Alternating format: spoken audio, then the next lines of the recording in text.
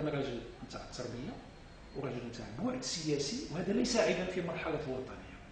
ولذلك غادي نوجدوا الكشفيه الحسنيه هي بشكل او باخر واجهه متقدمه لحزب الاستقلال. وغادي نلقاو منظمه الكشافه المغربيه الاسلاميه سابقا اللي هي المنظمه المغربيه للكشافه والمرشدات واجهه متقدمه لحزب الشورى والاستقلال. لما حصلنا على الاستقلال ديالنا كان بالضروره تكون عندنا واحد النقله نوعيه في الفكر ديالنا، لانه كنا اسسنا الجامعه الوطنيه للكشفيه المغربيه سنه 1957 وقدمنا اوراق الاعتراف ديالها للمؤتمر اللي كان في لشبون 1960 61 واعترف بنا كجهاز، ولكن يجب ان لا ينتسب الى اي حزب، لان التعريف تاع الحركه الكشفيه انها حركه تربويه. انا ما كنقدرش نقول لا سياسيه، ولكن كنقول لا حزبيه، لان لا سياسيه تمنع هنا من انخراط في الاختيارات الوطنيه الكبرى. ومن لا يمارس السياسه لا ينتسب الى المجتمع والى الوطن، ولكن الانتساب الحزبي هذا اختيار. ولكن داخل الحركه الكشفيه من اجل التعايش وضم اكبر عدد من اطياف اللون السياسي المجتمعي لابد باش يكون عندنا هذا المناخ السياسي الرحب والواسع لكل الفئات التي تنشئ المغاربه من اجل هذه التربيه. اذا الحصول على الاستقلال ادوار الحركه الكشفيه ستختلف، وهذا امر طبيعي.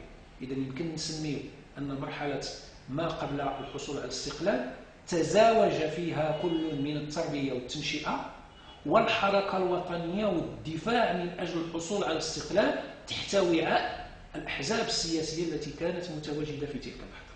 منذ الحصول على الاستقلال صار يتبلور وعي معين، هو هذا الانخراط العالمي والعربي الذي يقتضي ان الوضعيه ستعود الى شكلها الطبيعي، الاحزاب ستمارس ممارسه الحكم والصراع من اجل الحكم، وهذا دور يكفل له القانون، والجمعيات التربويه ستقوم بدور التنشئه والتربيه.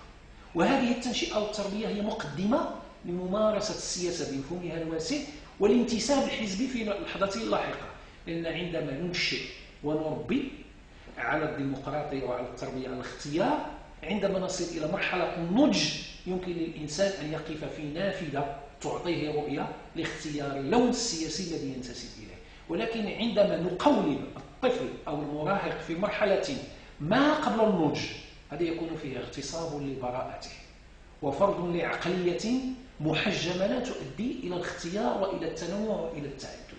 ولذلك كان هذا امر واضح لدى منظمه الكشافه المغربيه الاسلاميه منذ الحصول على الاستقلال، اي الابتعاد رويدا عن حزب الشورى والاستقلال من اجل مدرسه تربويه تساهم الى جانب كل القوى الحيه داخل المجتمع.